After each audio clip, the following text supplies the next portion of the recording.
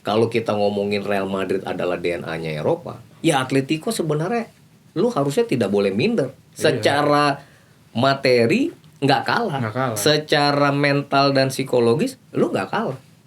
Di Liga Atletico sekarang di atasnya Real Madrid. Ya itu tadi hasil-hasil minor.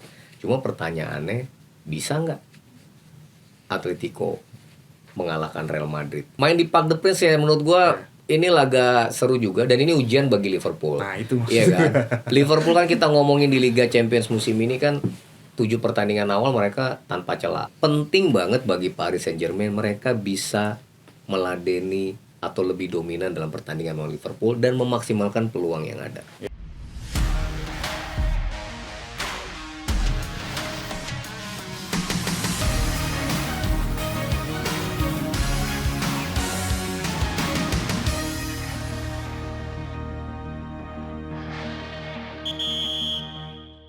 Kali ini di tengah pekan sahurnya nggak sepi karena akan disuguhkan oleh pertandingan-pertandingan yang akan ada di Champions League, Europa League, dan juga di Conference League, dan itu akan menjadi pembahasan di sini di Halftime Break bersama gue Dave Refli dan kembali berdua bersama Bang DJ. Yeay!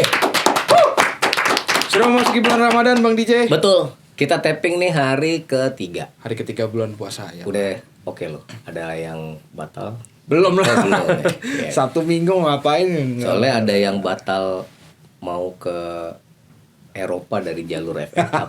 Iya kan? Yang mana siapa Bang DJ? MU. Ya Allah, MU. Emang kayaknya musim ini Old Trafford ini ya, nggak terlalu keren-keren. Di sini dibantai sama Liverpool, kalah sama Spurs, kalah sama Forest gitu kan, kalah sama Brighton.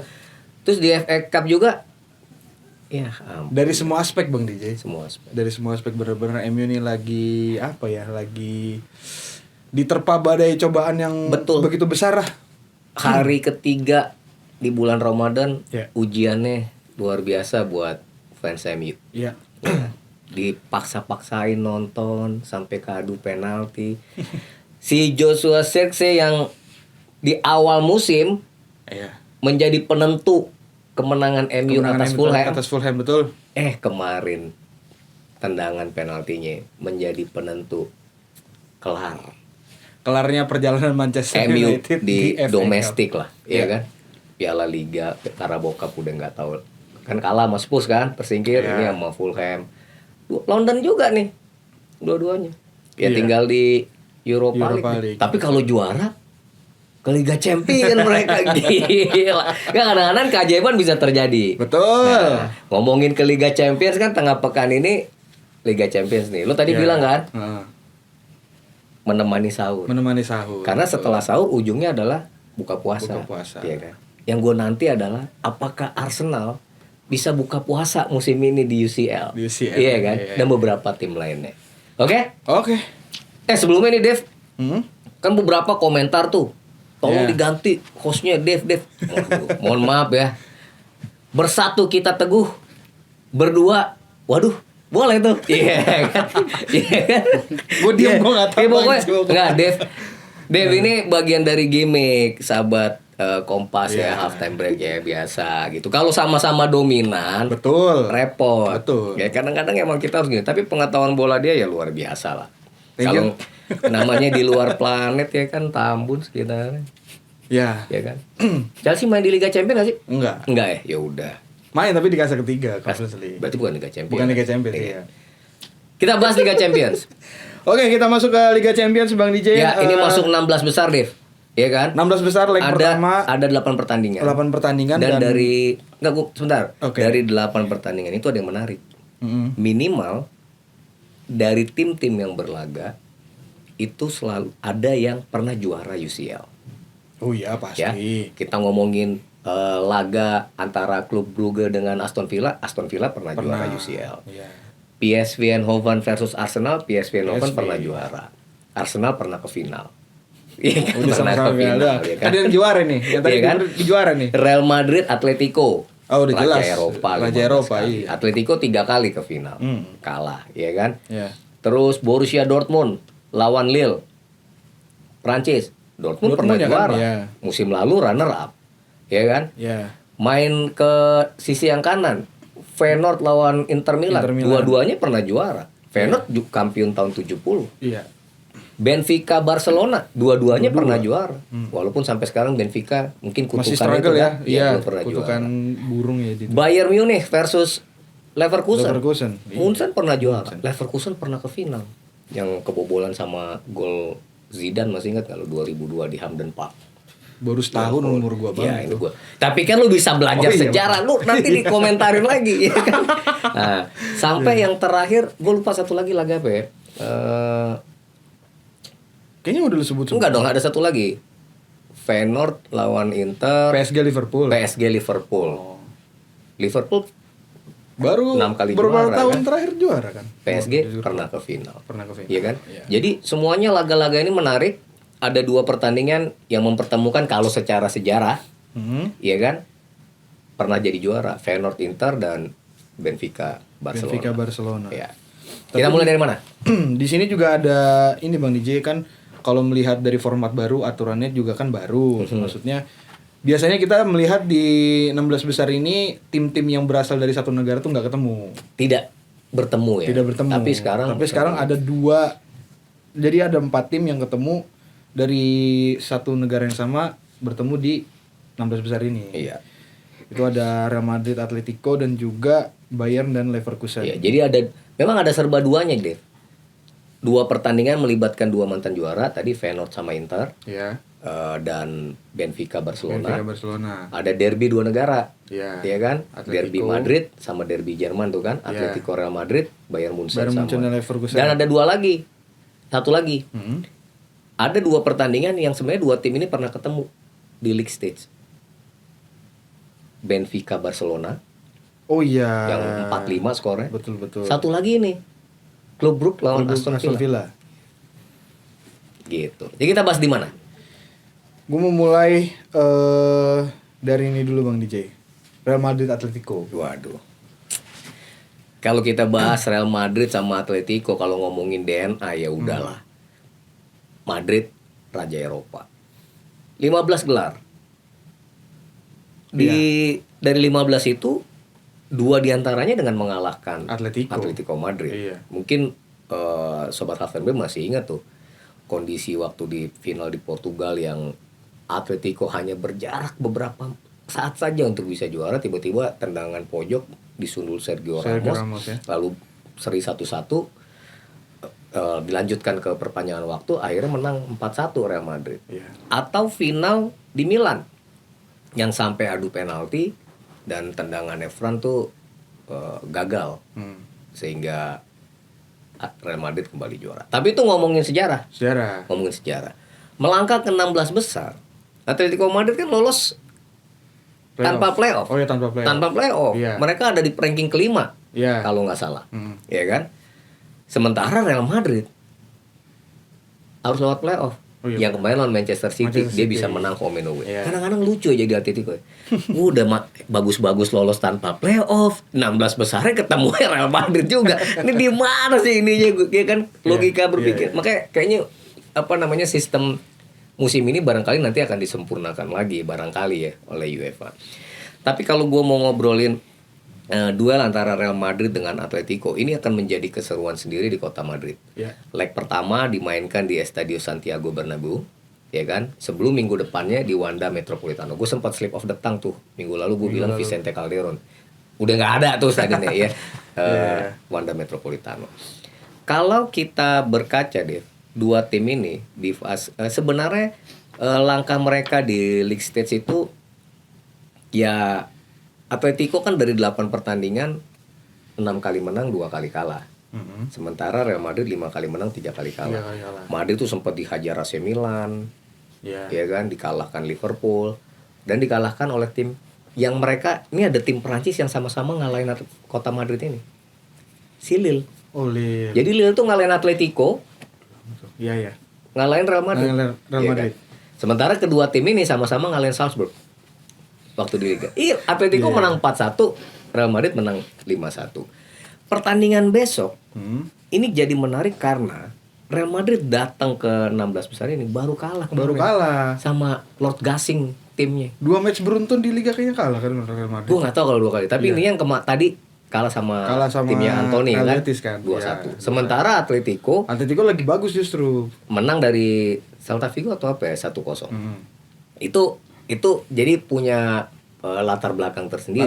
Latar belakang yang berbeda untuk menghadapi 16 besar ini. Ya. Tapi di 16 besar ini juga menarik karena pertemuan kedua tim sepanjang musim ini di La Liga. Real Madrid belum menang.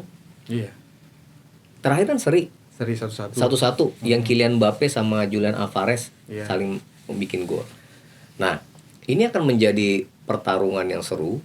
Kalau kita ngomongin Real Madrid adalah DNA-nya Eropa, ya Atletico sebenarnya lu harusnya tidak boleh minder. Secara materi nggak kalah. Secara mental dan psikologis lu nggak kalah. Di Liga Atletico sekarang di atasnya Real Madrid. Ya itu tadi hasil-hasil minor. Cuma pertanyaannya, bisa nggak Atletico mengalahkan Real Madrid di Estadio Santiago Bernabeu? Karena kemarin gini kan kita waktu itu pernah ngobrol deh.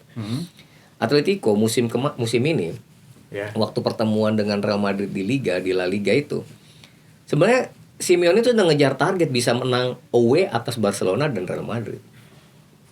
Dia kalah, seri kemarin, ya kan. Nah sekarang di Liga Champions penting banget rasanya lu untuk bisa mengamankan minimal membawa pulang poin lah, nggak kalah lah, ya kan, kayak gitu. Nah ini yang menarik tuh dibahas. Menurut lu gimana sebagai pengamat sepak bola paling keren dari Tambun, ya kan? Kalau melihat preview, gue selalu berangkat dari form mereka di pertandingan sebelumnya, Bang. Iya, setuju. Iya, terus juga melihat dari komposisi dan kondisi pemainnya juga. Betul. Di Real Madrid kita tahu week by week pemainnya yang cedera terus berganti, yang sembuh, dan ada juga ada lagi yang masuk ruang kesehatan, ya kan.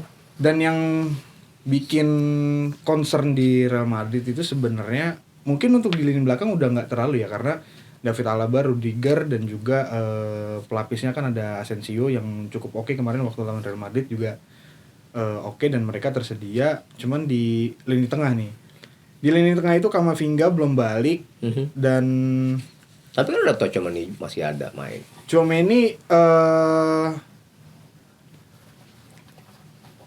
yang gue lihat kemarin itu Dani Ceballos cedera, sehingga harus memainkan Luka Modric dari menit awal. Jadi komposisinya adalah Tchouaméni, Luka Modric, dan juga Bellingham. Nah, komposisi yang seperti ini gue belum melihat akan maksimal ketika menghadapi Atletico Madrid di 16 besar nanti, Bang DJ. Oke. Gitu, karena ya gue rasa fans Madrid juga setuju ya gitu. Maksudnya Tchouaméni ini di beberapa pertandingan selama dia fit, posisinya kan selalu berubah-ubah ya, Bang DJ. Kadang kemarin juga sempat nambel jadi center back nanti. Terus sekarang balik lagi ke posisinya jadi DM gitu. Sehingga itu membuat performa dari Tchouaméni itu sendiri nggak konsisten, Bang DJ. Ditambah partnernya itu Luka Modric, yang mungkin kita semua juga setuju bahwa pengalaman dan kualitas dari Luka Modric ini yang luar biasa gitu. Tapi apakah bisa bertahan selama 90 menit menghadapi intensitas yang akan diberikan oleh Atletico Madrid? Ya gue pribadi sih agak ragu ya, walaupun masih harus dilihat lagi nanti formnya akan seperti apa. Karena kan kemarin waktu lawan Real Betis juga yang menjadi starter di lini tengah ya dua pemain itu, si Tchouaméni dan juga Luka Modric. Tapi pada nyatanya ya dua pemain ini nggak bisa menahan gempuran dari god kita Anthony itu. Anthony gila, sableng deh tuh main ini. Nah, makanya menghadapi Atletico Madrid ya walaupun ya kita semua juga setuju lah, kita di Liga Champions nih jangan pernah coret yang namanya Real Madrid gitu. Ya nggak boleh, gila lo itu raja Eropa. Ya, makanya dan ini akan menjadi partai yang mungkin salah satu pertandingan di leg pertama yang akan seru ya match ini, Bang DJ. Iya, gue bilang mah bukan cuma leg pertama, leg kedua. Tapi kalau kita ngobrolin squad pemain deh, memang salah satu yang harus menjadi pekerjaan rumah bagi Ancelotti adalah bagaimana membongkar lini pertahanannya Atletico. Oh iya. Nah, kalau gue lihat susunan pemain, Barrios kayaknya nggak main di Atletico. Jadi Rodrigo De Paul ini kan musim ini lebih sering bermain di tengah sebagai jangkar, dipasang oleh Diego Simeone bersama Barrios. Cuma kemarin dia dapat kartu merah yang di laga terakhir sehingga dia tidak bisa hadir nih Barrios. Nah, ini sebenarnya bisa menjadi salah satu celah yang bisa dimanfaatkan oleh Benzema, Vinicius, Rodrigo gitu ya. Dan khusus Kylian Mbappe, kok Benzema tadi gue salah ngomong ya, Kylian Mbappe sorry, dia bisa jadi pembeda di laga ini. Ya kan? Bagaimana dia bisa dengan selama misalnya dia dikasih peran yang tidak di situ posisinya bisa kemana-mana gitu loh. Free roll kan dia. Free roll. Gua rasa itu bisa menjadi kelebihan tersendiri. Hanya memang ada masalah kalau nggak salah Jude Bellingham tidak bisa tampil di leg pertama ini karena suspend kartu kan. Kartu kuning. Iya. Nah ini itu juga apalagi ditambah Jude Bellingham nggak. Benar. Makanya gue sangat menanti strategi apa yang akan diangkat oleh Ancelotti menghadapi Atletico. Kalau Atletico ya gue lihat secara komposisi pemain musim ini meskipun ya kadang-kadang dia juga bisa gagal mencetak banyak gol, tapi secara kekompakan mereka cukup bermain dengan baik. Julian Alvarez dalam beberapa pertandingan terakhir itu mampu membuat gol. Bahkan kalau nggak salah dia sudah produktivitasnya di Atletico Madrid musim ini itu sudah melebihi atau paling nggak mendekati apa yang dia lakukan di Manchester City musim lalu. Iya. Makin kecil makin kelihatan kan gitu. Iya, jadi Alvarez, Antoine Griezmann, iya kan? Wah, lini depan ya banyak gacor semua. Banyak termasuk si Korea kalau Korea iya. Iya kan? Itu bisa menjadi momok yang menakutkan buat Rudiger di lini pertahanan Real Madrid gitu. Iya. Tapi gue sih merasa tetap ya ini kancah Eropa dan Real Madrid punya sejarah panjang di sini. Entah kenapa gitu ya, mau timnya gonta-ganti segala macam, sepertinya values menjadi juara di Liga Champions ini itu selalu nyatel aja sama klub ini gitu. Jadi Madrid, sekali lagi Kylian Mbappe itu bisa jadi pembeda. Itu bisa jadi pembeda. Ya lu lihat waktu dia lawan Manchester City. Bikin hat-trick kan ya? Iya, hat-trick gol 3-3 dari dia. Iya, jadi who knows seperti itu. Tapi ini laga rame dan gue yakin sampai leg kedua itu bakal seru. Iya. Ya, moga-moga sih Atletico Madrid bisa memberikan kejutan. Iya, bisa memberikan. Kalau mereka bisa lolos kan ya Simeone bisa lebih jauh melangkah ke puncak Liga Champions. Oke. Ada match lagi Bang. Sebenarnya gue pengen ngebahas Liverpool PSG sih Bang. Ya bahas aja nggak apa-apa, kenapa ragu-ragu. Iya ini dua tim yang performanya di liga juga lagi tokcer-tokcer Bang DJ. Betul. Apalagi kan di ya kalau di liga sih Paris Saint-Germain ya nggak usah. Ya, lu ngomongin Liga Tani kan katanya gitu ya. Iya. Ya kan tinggal semua kan PSG pada waktunya kan udah gitu. Ya cuman kan maksudnya mungkin bisa gue bilang 10 sampai 15 pertandingan PSG belum kalah, ada seringnya beberapa kali. Ditambah Liverpool yang kita tahu di Premier League Liverpool efektifnya luar biasa seperti apa. Kita ngomong 13 poin dia leading kan dari Arsenal. Leading iya.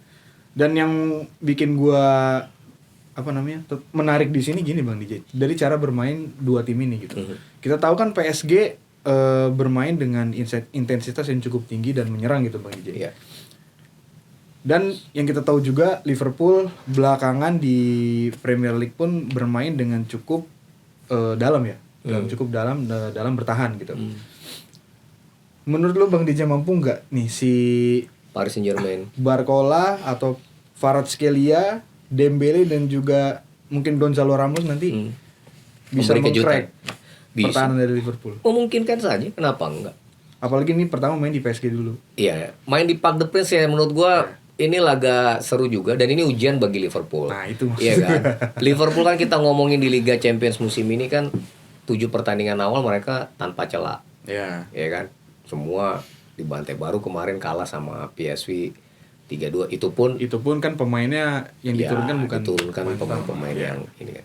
Tapi pertanyaannya memang Liverpool ini kan di bawah Arne Slot. Arne Slot ini emang punya game plan tersendiri deh. Iya sih. Iya kan? Lu melihat Liverpool diserang, lu jangan mikir Liverpoolnya bakal kalah juga. Enggak, belum tentu. Liverpool tuh emang kadang-kadang membiarkan pemain lawan untuk mengeksplorasi mereka, main sampai ke lini tengah, main sampai ke lini pertahanannya Liverpool, tapi habis itu mereka punya kecepatan pada Mohamed Salah gitu kan. Punya jiwa bertarung di Alexis McAllister, Ryan Gravenberch. Bisa mental semua. Cuma memang Paris Saint-Germain ini yang tadi lo bilang, mereka juga dalam kepercayaan diri yang luar biasa. Kita ngomongin Ousmane Dembele. Ini pemain juga lagi gila banget nih musim ini. Hampir gue bilang semua pemain Paris Saint-Germain selepas Kylian Mbappe hengkang, itu seperti hidup baru. Nggak ada ketokohan, kebintangan pada sosok tertentu. Iya sih. Iya kan? Iya. Bahkan ketika mereka, siapa Kolomuani ya? Kolomuani ya, yang kemarin pergi ke Juventus. Fine-fine aja. Iya sih. Lu tadi sebut Barcola, itu pemain mungkin bukan tier 1 lah di Eropa. Yeah. Tapi bagaimana mereka kekompakan dan itu terlihat, terjaga. Nah, jadi kalau menurut gua, apakah mereka bisa mengcrack lini pertahanan Liverpool? Ya bisa saja. Iya kan? Cuma itu tadi, ini PSG ini juga suka punya masalah. Lu bisa aja menang di kandang sendiri, tapi babak belur juga di Anfield nanti leg kedua ya. Nanti. Ya cuman gitu. ini kan di leg pertama nanti. Tapi kalau menurut gua penting banget bagi Paris Saint-Germain mereka bisa meladeni atau lebih dominan dalam pertandingan melawan Liverpool dan memaksimalkan peluang yang ada. Ya. Gue percaya pelatihnya Paris Saint-Germain siapa sih? Luis Enrique juga punya kartu truf gitu dan dia kan pasti sudah mengamati lah. Sekali lagi kita ngomongin lini pertahanan Liverpool kadang juga punya celah. Yang tadi Trent Alexander-Arnold, yang tadi si Robertson, ya kan? Termasuk duet antara Konate dan Virgil van Dijk yang bisa kadang-kadang meninggalkan celah. Betul. Yang tiba-tiba bisa head to head sama Alisson Becker di belakang. Ya kan? Tapi ini laga seru. Liverpool ya gua rasa mereka punya keinginan yang luar biasa untuk bisa melangkah jauh. Sekali lagi barangkali bagi fans Liverpool kan ya mereka berharap bisa mendapatkan gelar sebanyak mungkin musim ini, walaupun mungkin title di Premier League lebih penting bagi mereka. Tapi kalah di UCL di 16 besar juga bukan sesuatu yang mereka inginkan gitu. Ya duel ini akan rame dan berpotensi tanpa pemenang juga. Tapi kalaupun seri ya moga-moga golnya banyak. Biar rame kita nonton sahur. 3-3 ya, 4-4. Ya 3-3, 2-2, 4-4 kan gak ada salahnya ya. Iya. Biar penonton terhibur. Betul. Ya kan. Itu main di Kamis dini hari ya? Kamis dini hari. Atau Rabu dini hari? Kamis. Terus tapi emang di sini match-match gedenya di hari Kamis sih Bang DJ rata-rata. Iya, tapi kan kalau kita ngomongin sebentar ya, kalau kita ngomongin klub Inggris ya, Dev ya. Ya Liverpool memang yang ketemu lebih sulit gitu loh. Paris Saint-Germain. Sebenarnya nggak sulit, tapi dalam artian bukan nggak sulit ya. Tricky lah gitu. Tricky. Iya kan. Gue justru pengen Arsenal kayak gimana nih sama PSV Eindhoven. Ya harusnya dia udah fokus di sini lah. Meskipun di Premier League masih ada secercah ya kan. Iya. Tapi kan 2 pekan ke depan ngadepin MU sama Chelsea gue juga nggak yakin bisa menang apa enggak. Ngadepin PSV Eindhoven yang nyingkirin Juventus. Iya. Iya kan. Apalagi nyingkirinnya secara comeback kan, maksudnya di leg pertama. Ya kan kita udah ngomong PSV Eindhoven kalah sama Juventus 2 kali pertandingan terakhir, dia menang, dia yang lolos ke 16 besar. Ya tapi Arsenal kalau kita ngomongin mereka masuk ke 16 besar, kan mereka juga masuk jalur tanpa playoff. 3 loh tim Inggris tuh, Liverpool, Arsenal, Aston Villa. Ya gue nggak tahu nih menghadapi PSV Eindhoven. Kebetulan PSV Eindhoven performanya di kompetisi domestik juga lagi kurang bagus deh. Tadinya awal-awal musim mereka bisa ngelit gitu ya, cukup jauh dari Ajax, Feyenoord. Sekarang udah kemarin di 2 pertandingan terakhir, kalau gue baca data di Eredivisie mereka kalah sama Go Ahead Eagles 2-3, udah sempat menang 2-1, kena comeback. Terus di KNVB Becker juga mereka tersingkir. PSV sama Feyenoord juga bukan begitu nggak sih kalau di Eredivisie gitu? Maksudnya dia nggak banyak menangnya gitu, atau misalkan lagi cukup struggle, lagi nggak konsisten lah. PSV kan sebenarnya 3 musim terakhir masih lebih oke dari Ajax. Cuma musim ini entah kenapa di beberapa pertandingan terakhir. Oh iya, kalau enggak, maksudnya di musim ini kan iya, kayak gitu kan, nggak konsisten juga kan PSV ini. Sempat leading juga di atas. Mereka baru 2 minggu ini disalip sama Ajax hasil minor. Jadi ya gue pengen lihat bagaimana Mikel Arteta bisa merespon ini untuk bisa meraih kemenangan di Philips Stadium nanti gitu. Dan kebetulan Mark Tillman dan Ricardo Pepi, 2 pemain muda asal Amerika Serikat yang main di PSV ini lagi cedera. Cuma kalau lini pertahanannya Arsenal gegabah, hati-hati ada Luuk de Jong. Masalahnya kalau lo mau menang kan lo harus bisa nyetak gol. Nah ini jadi PR tersendiri buat Arsenal. Bisa nggak bikin gol tanpa striker kayak begini? Iya kan? Ya harusnya bisa lah, Leandro Trossard, Odegaard, siapapun. Kan pemain Arsenal bisa untuk bikin gol. Ya harusnya bisa ya, cuman ya baik lagi sih kalau untuk kasus Arsenal memang belum terbukti banget. Memang ya tetap harus dilihat match by match ya sih Bang DJ. Ya tapi gue bilangnya itulah. Ya semoga lu bisa buka puasa lah. Masa dihina-hina mulu sama ini. Aston Villa ini juga hati-hati loh, Dev. Klub yang juga menyingkirkan Atalanta. Iya. Dan main di Jan Bredel Stadium itu, Aston Villa tuh punya pengalaman minor, kalah 1-0 sama klub Brugge waktu di League Stage. Iya. Waktu di League Stage. Jadi harus hati-hati, tapi gue yakin lah Unai Emery udah belajar banyak dan kayaknya Unai Emery bakal full fokus deh ini di. Iya. Kalau kayak Rashford sama siapa Asensio bisa main gak sih di Liga Champions kalau lagi transfer gitu? Aku belum dapat info di daftar yang. Enggak, kalau misalnya bisa main si Asensio itu. Ini menarik nih. Dia udah bikin brace di Liga lawan Chelsea. Iya kan? Iya. Bikin brace kemarin di FA Cup. Oh iya. Iya kan? Kan menarik nih kalau bisa bikin brace di Champions League juga ya. Champions League. Iya. Iya kan? Kayak gitu. Nah, itu buat tim Inggris. Kalau yang di sebelah kanan ya itu tadi Dev, Munich sama Leverkusen tuh partai seru. Kan kadang-kadang gitu ya. Leverkusen juga, ya Allah, gue udah bagus-bagus, lolos tanpa partai playoff. Kok ketemunya Munchen lagi. Iya. Kan? Ya tapi ini belum tentu juga Munchen. Iya sih. Ini rame, Dev.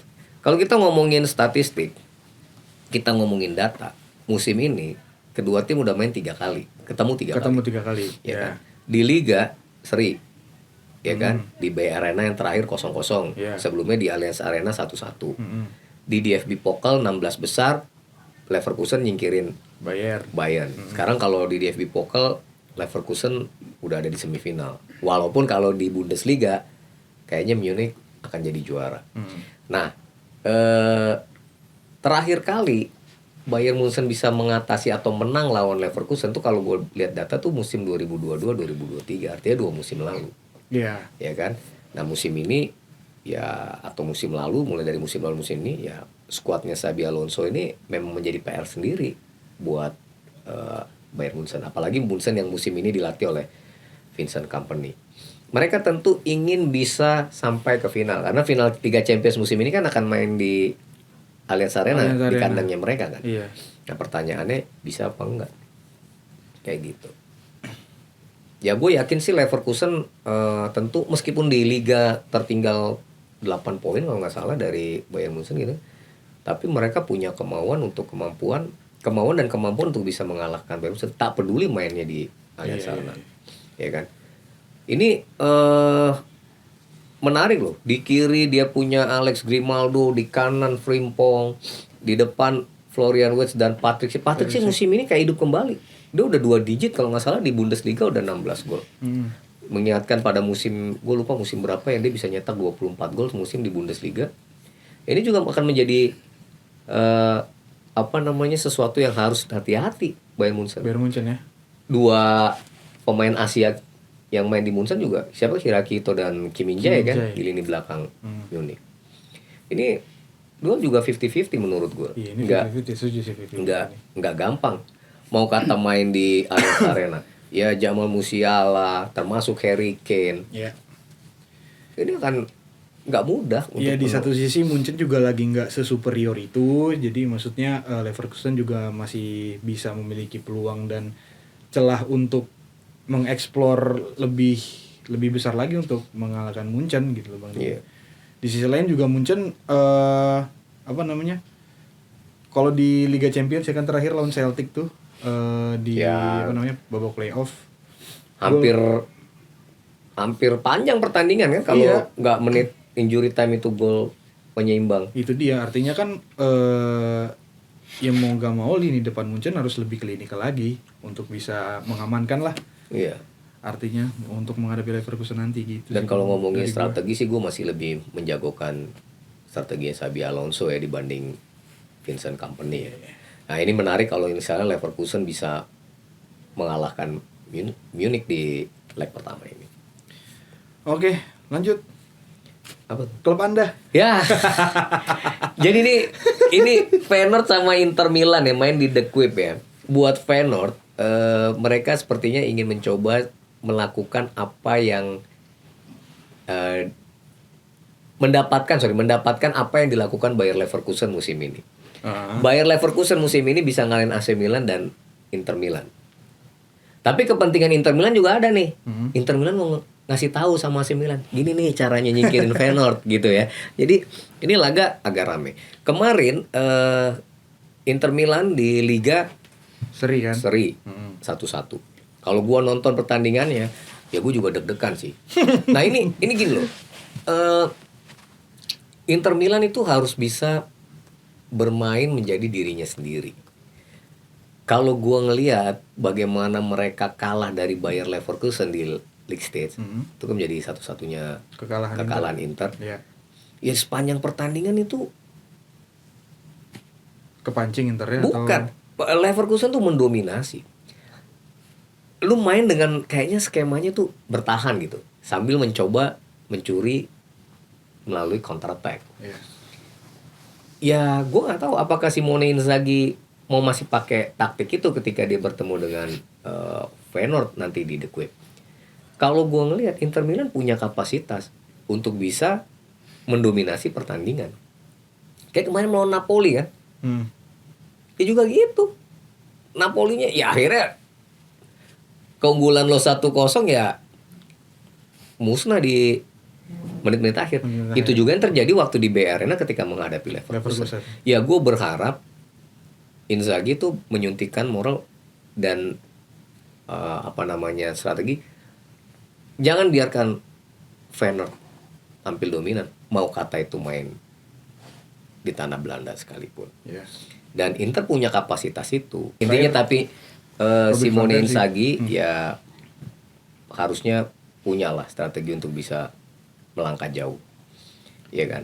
Iya. Ini akan seru juga sih Dev karena bagannya kan Inter Milan kalau menang lawan Feyenoord, kalau lolos dari Feyenoord ketemunya antara Leverkusen sama Munich. Ya emang ya udahlah kalau lo mau juara kan lo mesti ngelawan siapapun, mau setangguh apapun ya kan. Nah satu lagi laga seru ya paling Benfica sama Barcelona. Ya Barcelona sih di League Stage kan dia pernah menang 5-4 ya. Itu yang dia sempat comeback itu, yang sempat tertinggal 1-3. Ya harusnya sih kalau Lamine Yamal, kemudian si Lewandowski, kemudian si Pedro, Rafinha ya kan, itu semua bisa dalam kondisi yang terbaik, harusnya nggak ada alasan. Ya kan? Ya mau main di Estadio Dalus juga. Apalagi kalau kutukan Benfica masih berlanjut. Gacor bener nih. Itu Liga Champions tuh. Iya. Liga Eropa, MU main lawan Sociedad ya. Iya. Ya udahlah. Ya ini tinggal di sini kan, iya, peluang gelar ya kan. Iya. Ya tapi ya Amorim minta tolong lah, ya kan. Minta tolong apa? Ya, bikinlah strategi yang baik. Itu pemain-pemain dipecutin. Lu nggak pengen menang apa? Nggak pengen ngangkat trofi apa? Apa lu cuma karena uang aja lu datang ke Old Trafford? Iya kan? Itu kasihan fans MU, lawak ini semua pertandingannya. Udah tinggal ini yang tersisa untuk gelar ya kan? Iya. Kalau di Liga ya degradasi kayaknya enggak lah. Enggak. Karena Cup udah enggak. FA Cup katanya kalah terhormat. Baru gugur semalam. Aduh penalti kalah terhormat katanya. Ya Allah. Ya kan? Ya kalau di Europa League sih MU harusnya jadi favorit salah satu ya selain Spurs ya. Spurs juga melawan AZ Alkmaar ya. Iya. Tapi jangan salah ada Lazio Sociedad. Lazio Sociedad. MU lawan siapa sih? MU lawan Sociedad. Iya. Enggak, maksudnya di ini lain kan, di tim lain kan ada Lazio juga. Iya, ada Ajax panjang. Amsterdam sama Frankfurt juga. Ya udahlah, itu masih lah panjang. Sama Chelsea lah. Chelsea kalau nggak menang di Conference League ya udahlah. Iya, Kayak gue nggak mau bahas lah Chelsea. Iya, gue Ya juga kan? nggak mau. Amit-amit kalau Chelsea tersingkir di Liga kepengen Nggak, Chelsea itu harus juara. Paling nggak targetnya masuk final. Paling nggak masuk final, setuju. Iya Kalau kan, paling di nggak masuk Conference final, League. setuju. Iya kan? Iya. Tapi not in the title race katanya. Alasan. Di liga begitu. Ya udahlah, pokoknya tengah pekan ini Tengah sahurnya- pekan ini sahurnya akan rame karena banyak match-match yang disajikan oleh Champions League, Europa League dan juga Conference League, Bang Ije. Ya. Dan tadi- Dan ini baru leg pertama, Dev. Baru leg pertama, betul. Artinya minggu depan ada leg kedua pasti Ada leg jadi kedua. lebih seru. Betul. Iya kan? Ya. Siapa yang akan melangkah di Liga Champions, siapa yang akan tiba di Allianz Arena di Munich untuk final Liga Champions. Ya pokoknya tonton, Ya. ya kan? Dan nanti di akhir pekan lagi akan kembali lagi Premier League. Jadi nanti mungkin di hari Jumat akan ada pembahasan tentang Premier League lagi. So untuk saat ini, untuk sekarang segini dulu Bang Ije. Segini dulu. Dan sampai Yang jumpa. puasa dilanjut ya. Ya. Sampai berbuka. Sampai maghrib, iya, sampai waktunya. berbuka puasa. Oke, kalau gitu sampai sini dulu. Ntar lu, Dev. Apa? Ada undangan buka puasa nggak? Kalau ada yang mau ngundang buka puasa, tulis di komen ya. Ngapain? Kita ketemu lagi di halftime break edisi berikutnya. Thank you guys, bye-bye. Bye.